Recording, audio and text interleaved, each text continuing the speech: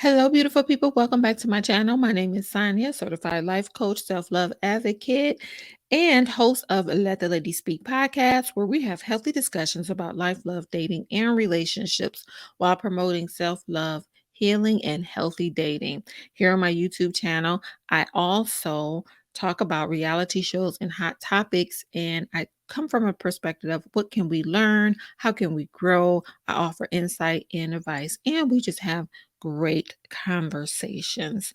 Tonight, I want to talk about Married at First Sight, Season 14, Episode 12. I know I am extremely late. I send my deepest apologies, guys. This is competency time for us at the hospital, and our hospital's working on new certifications. So we had some unexpected courses and things like that we have to take in meetings. And then also, I got an invitation to go on to Crystal Lynette's channel, and we did a panel. She had a panel and I was a panelist, and we talked about being marriage minded and preparing for marriage, and it was a great conversation. I enjoyed myself. It was so good seeing you guys there. Please go check that video out, and I will leave a link if I can in the comment section below. Also, to all of you guys who came to my last live, thank you so much for stopping by. It was a great time. We're going to be doing something soon this week. I will make sure I post. But I want to send some special shout outs. Shout out to Kimberly Review, Monique King, High Vibes, Auntie's Advice, Brittany Powell, Bo Hoax, Lyrics Mom, First Home Tuber, and Renisha Wildridge. I appreciate you ladies so much for stopping by, for leaving comments, and for showing your support for my live. And then anyone who watched it on replay and who was silent, I'm fine with that too. I appreciate you guys so much. So thank you. If you are new to my channel, I appreciate you so much. Thank you for joining the family. If you are returning, hey family, so good to see you. I miss you. I hope you are well. And then if you are just passing by, thank you so much for passing by. Please consider liking and subscribing to my channel if you like the content. So let's get into Married at First Sight, Season 14, Episode 12. Just the FYI, guys, Episode 13 will be up on Friday. And my plan is to do a live on Thursday. I just can't decide if it's going to be at 8 or 9 o'clock. And I haven't decided on a topic, but we're going to do a live anyway. Anywho, let's get down to mafs. I just want to say this is a PSA. In relationships, it is important to remember that your partner is your partner. They are an adult and they are not your child. That is an important message for both, really for Noy, Lindsey, and Elijah. I feel like they all struggle in that area. You know, if you don't feel like you can respect your partner, or if you don't feel respected by your partner, it's time to reevaluate that relationship. If there is a lack of core values or goals, if you guys don't have that in common, it's time to reevaluate that relationship. If this person has traits that you cannot see yourself living with long term, it's time to reevaluate that relationship. A lot of times people look at relationships like, I have this person, I'm with this person, and I have to make it work, and I have to make them fit and change into my life. I would ask that you look at the person and determine, especially in the dating phase, especially before children and major commitments like buying a home and children and marriage, look at the person and say, is this person right for me? You know, because we can all change and we can all grow, but at the same time, some things may never change, some things may never grow. Like they may never grow in these areas. Mark may never like vegetables. I have a friend, he is almost 50 years old. To this day, he will not eat vegetables unless they are hidden in his diet. Other than that, in his food. Other than that, he doesn't eat vegetables. He doesn't like them. Some things about people may never change, and you have to ask yourself, am I okay with that? Can I live with that? Does this impact me on an emotional level, right? Do I feel safe? Does this align with my life and my core values? And then you make your decisions from there.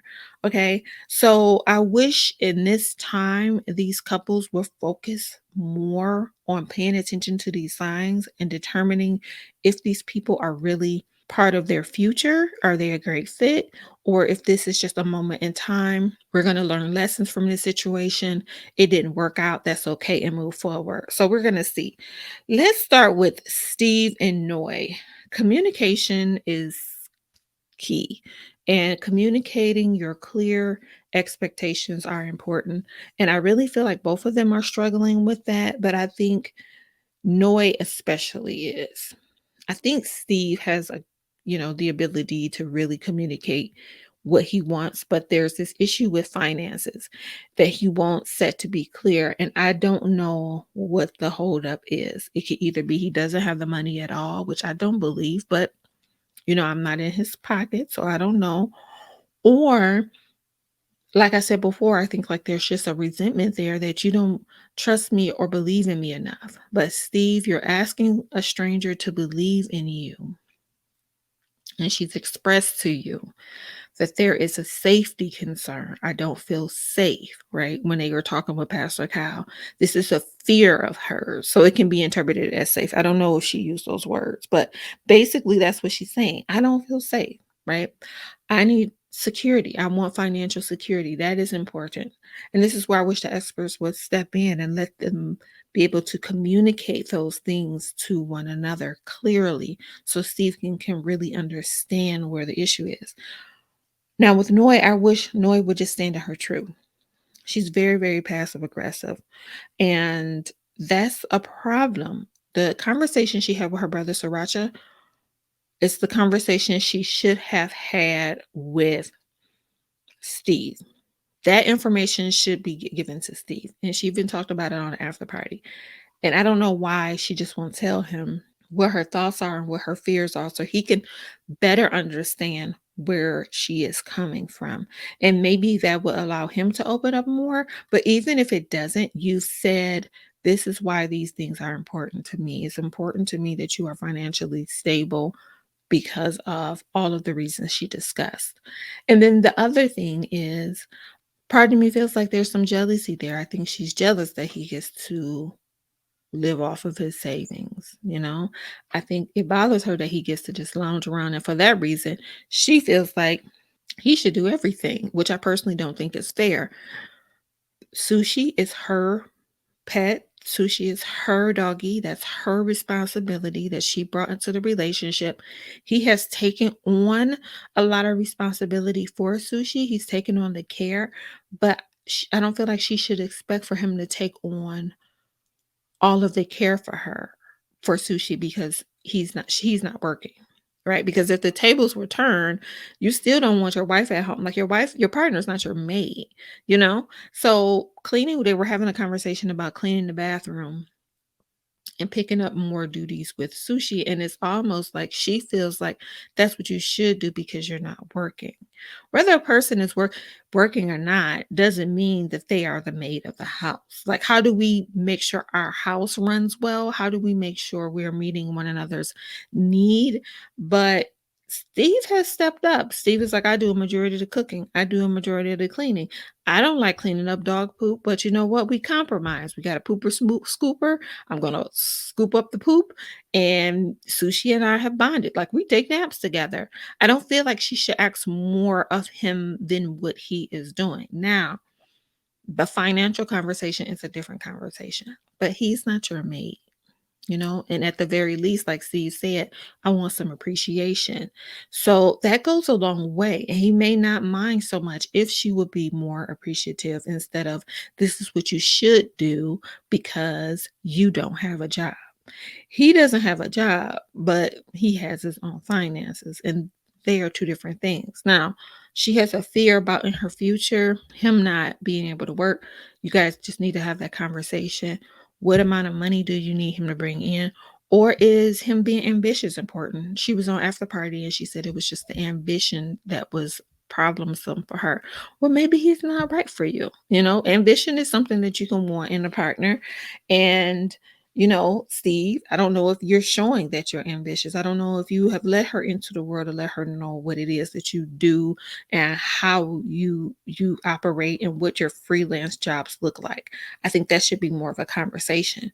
And I say again, I wish they had these conversations before they became more intimate and it was about I love you, because then you have this struggle of your physical needs and I don't want to really let this go because I enjoy your company, but your long-term needs aren't being met, and then you have resentment. And I said before, and that's exactly what Noya is doing. She's okay, he said I love you, okay, but now she's still upset about the finances. That's still a huge concern for her. And again, rightfully so. She has her right to her feelings and he has his right to his. If he has saved, gotten stipends, or done whatever he can do in order to live a life where he doesn't have to work, that is what he has done with his life. They just may not need to be together. And I wish they would hurry up and get to that conversation because they're kind of dragging this on. And it's like, it's been a month. You guys have been intimate. You said, I love you, but you still don't know anything about the plan for your future, at least for another 6 months or a year. So she lets him know that she doesn't want to move in with him. And she goes on to explain it as, I don't think I want to move in with you because of I'm just not ready. When the truth is, I'm scared to move in with you because I don't know that you are financially stable and I don't want to put myself in that situation again. That's all. That's all. I was about to call her Sushi. That's all Noi needs to say. Like, I wish you would be more clear and transparent instead of being so passive aggressive. Again, the conversation that she had with Miss Sriracha, it's the conversation she needs to have with Stephen. Very clear and very concise. But that's really all I have to say about them. They just need to really, really communicate. Next up, we have Mark and Lindsey, and their relationship is becoming more and more toxic. Lindsey does a lot of things for shock value and for attention, and it is quite exhausting. And I've spoken before about Mark. Like, I feel like Mark needs to be honest about his feelings. I think he's trying to like get over this hump. Like, if things go good, maybe we can work out. But it is written all over the place that Mark has no intentions on moving forward. He isn't really even planning a future that includes her. He is planning to get through this process. At least that's what I get. That's what I see. They're doing a whiteboard, and you know, Mark is like, we're going to do this whiteboard. We're going to see how it works. And Lindsey is happy. But we find out later that Mark didn't do his portion of the whiteboard. And then the other issue is whenever Lindsey has a problem with Mark, how she approaches it is so disrespectful and so demeaning to him. And he's trying to communicate that to her, and she won't receive it. Whenever he says something back, she takes it as offense. And you have to be able to take feedback from your partner, right? Because that's part of communication. Listening is taking that information in and synthesizing it. Listening isn't just, it's not hearing. It's not, I hear the information, but I'm not going to do anything with it. She hears the information and she puts a wall up, or she hears the information and she lashes out. None of that is effective. She hears the information and she demeans him. That's not how you treat your partner. That doesn't provide or nurture a space of safety or a place that you want to be long term. It's not a happy place. Another challenge I think they're having is she doesn't try to get to know him for him. She's trying to make him into who she wants him to be. I think it's beautiful to have your partner experience things that are important to you in your life, or teach them about things that you know, or just kind of like open their minds up. But at the same time, that person is an individual. If Mark doesn't want to eat fruits and vegetables, Mark isn't going to eat fruits and vegetables, right? Um, the, the approach should be, let me look at this. Can I live with these things long term? If these things never change about this person, because we all can change and we all can grow. But if they don't change, then what do I do? How do I move forward? And that's kind of the approach she needs to take. Like, what if things don't change? Then what? What if he never eats a vegetable? You can't keep harassing this man about eating food and making him feel bad for not wanting to be who you want him to be. Accept the person for who they are, and well, not accept, assess the person for who they are and determine whether or not that person is a great fit for you. And I think that's where they need to be. But I really think Mark has checked out. And he just won't admit to the fact that he has checked out. I think he's trying for whatever reason. Later on, they have a photographer come over. They're going to do these pictures, and Mark is they are having a conversation prior to, and Mark is trying to get his point across, and Lindsey's trying to say you don't take accountability, which Lindsey really, really, really needs to become more self-aware. She lacks self-awareness, in my opinion, because everything that she says about Mark, she's basically projecting. It's her, right? She doesn't accept accountability. We don't hear her apologize. We don't hear her acknowledge her behavior. She blames him for everything. And he's trying to say, we're having these issues. We need to work on these issues. And she's just pointing the finger at him. And that's not fair to him, right? You have to be accountable for your own roles, your own actions. And so there's an issue there. And later, so Lindsey leaves, and then later, the photographer stops by. And again, Lindsey goes through this roller coaster because she wants him to chase her, affirm her, make her feel better. The problem with that is, again, self-love and knowing your worth and feeling wanted and all of these extra things start with you. You have to kind of know that you're worthy. And because Lindsey is so back and forth, it's kind of hard to get a gauge on what's going to be enough for her. And I'm sure that's concerning for Mark as well. What's going to be enough? What can I do to actually make you happy? Because she finds little things that make her upset, and then she verbally tears him down or emotionally tears him down, or she shuts down. None of those things are effective. So I wish the experts would come in and give them some tools. And I also wish Mark would be honest. Mark isn't planning a future with Lindsey. I don't think Mark sees Lindsey as part of his future. As he discussed when he and Steve were having their bro moment, they were out there tossing the ball at the beach. Communication is key for all of these couples. Proper, effective, loving, respectful communication is very important. You really have to hear your partner out, and not just, you have to listen to your partner and not just hear what they're saying. And you really have to be very mindful about not writing a narrative in your head about what's being said and listening to what is actually being said. It's okay to take lessons from your past and to be cautious, but you can't bring your past into the present and then serve that past up to your partner. That's not fair to them. Next, we have Jasmina and Mike.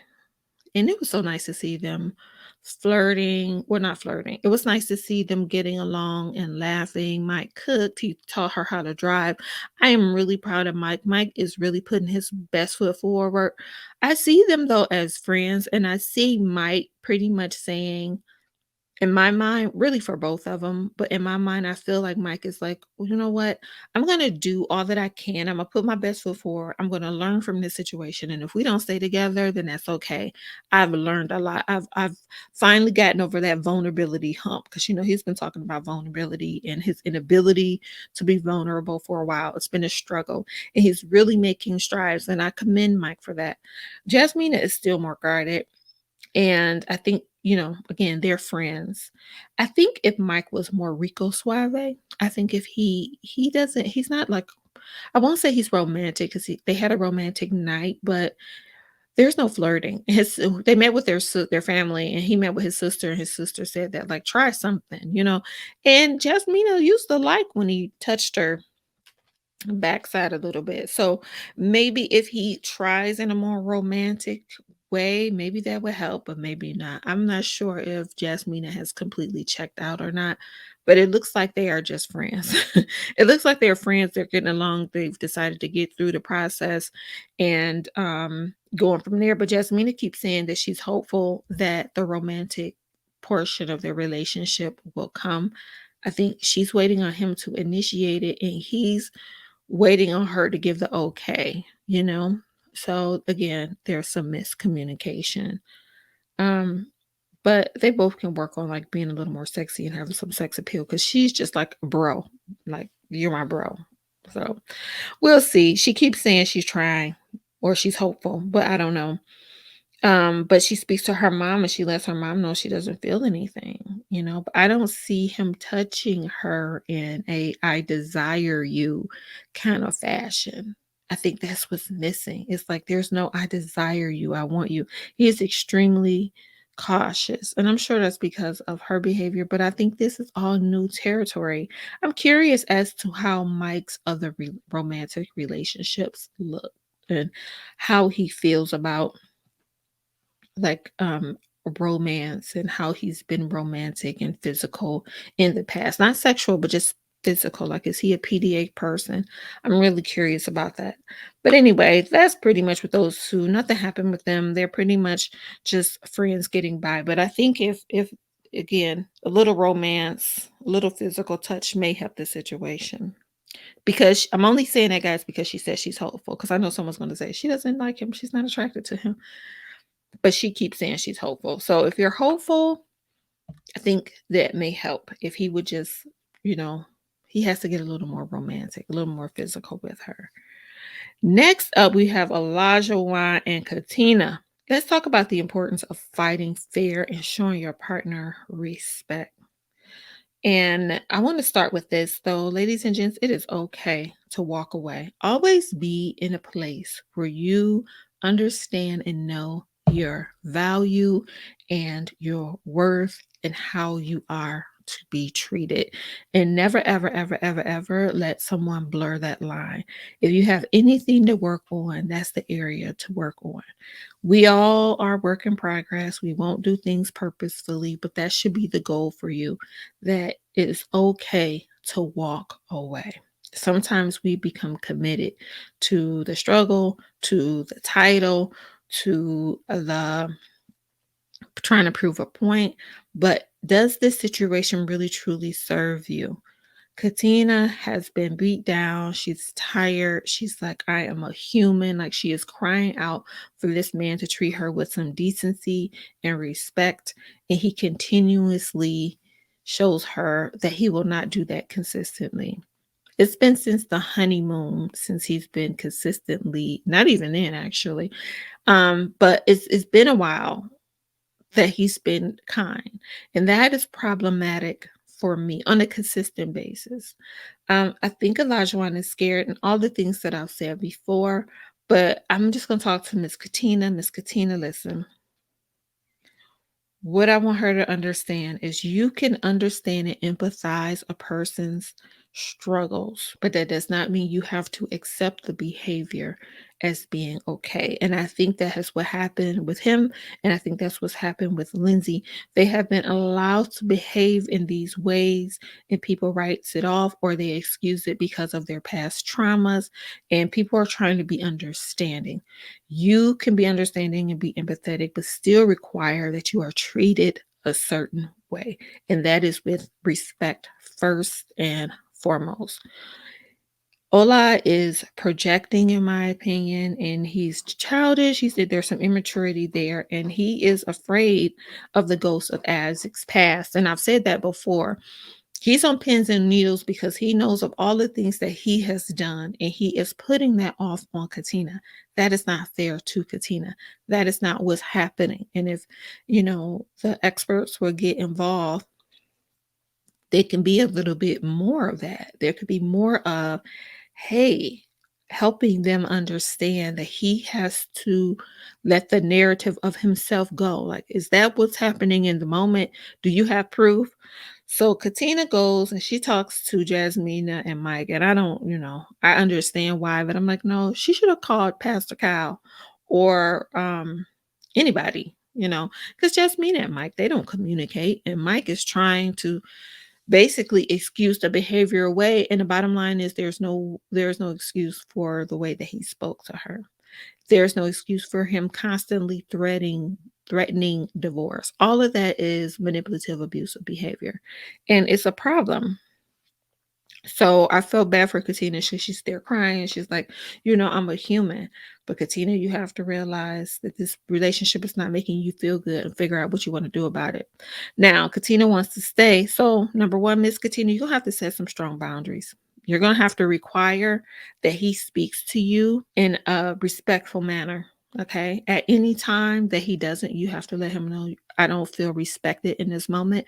Therefore, I'm going to remove myself. Like, she's going to have to be stern and firm with him. Because the bottom line is he doesn't really want her to leave. He doesn't want to be rejected. He's just acting out. But you are in charge of yourself, and you have the power to say what you're going to stand in and what you're going to deal with. So, number one, I need for you to get the tools. This is Katina talking to Elijah Wine. I would like for you to get the tools so that when you are having certain emotions, insecurities, or whatever the case may be, jealous moments, that you get the tools that you can communicate to me that that is what's happening in the moment. I need for Katina to let him know, my husband said he would protect me, and I don't feel protected in these moments. I don't feel protected when you're yelling at me, when you're cussing, when you're threatening me and threatening to leave, when you are embarrassing me, when your behavior is dismissive, when you are abusive or disrespectful to me or using an abusive tone. I don't feel safe. And I can't move forward in a relationship where I don't feel safe. My husband would never treat me in this manner. Like, she really kind of has to lay it out with him, really let him know what her expectations are and how she wants to be treated. Because how many more times are you going to say, I feel beat up? I feel like you're tearing me down. I feel like you're hurting me. And he's not listening. So make sure you let him know that I'm telling you, I feel this way and I don't feel heard. And unfortunately, I'm going to have to remove myself from the situation. And once you set those expectations and have that conversation and set those boundaries, say what the repercussions are, and you have to be willing to follow through with it. So if you say you're going to remove yourself, remove yourself. If you say you're going to walk away, walk away. Like, he needs boundaries. Really, I feel like they shouldn't be together, and he should go deal with him and she should go deal with her. And if they decide to come together later, then that's what they do. But I think they're going to stay together. Supposedly they apologize and everything is okay. But again, he has a lot of fears and he has a lot of insecurities that is for him to deal with. He needs to deal with that. And she can't fix that. She's very patient with him and she's very understanding and she's very empathetic. But again, she is losing and hurting herself in this process. And you have to choose yourself. So I wish Katina would choose herself and just say, at the very least, at the bare minimum, hey, these are my boundaries. Moving forward, I will not accept and list these behaviors, and set the consequences, follow through with the consequences, and don't budge until what it is that she needs, wants, or requires out of this relationship is met. Until then, I wouldn't move forward. So that would be my advice to her as her friend. That would be my friend advice to her if she was to ever talk to me as a friend. So that's it, guys. That's all I have to say about Married at First Sight. What are your thoughts? What would your advice be for Katina? What are your suggestions for all of the individuals? Just FYI, again, we're going to do a live. I will post the live. The Married at First Sight episode 13 will be up on Friday, because I have some things to do on Saturday and Sunday. And then I have some other guests coming. I'm going to do some panels. I'm looking forward to that. And I'll let you guys know. The Patreon is up. But again, unfortunately, I haven't had a chance to do the NARC series yet. I'll let you know when that is live, because I have to get these competencies done. But I love you and I appreciate you. Please don't forget to love yourself for who you are. Hugs and kisses. I'll see you next time. Bye-bye.